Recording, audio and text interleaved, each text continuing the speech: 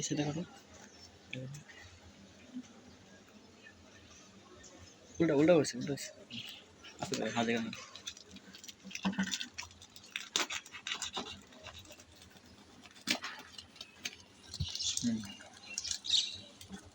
special চলো video করো না লোগো করতে ওটা তুই হয়ে গেছে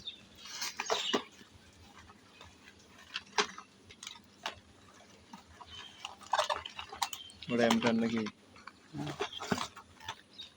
এটা কে নিছে এটা হচ্ছে আরিফ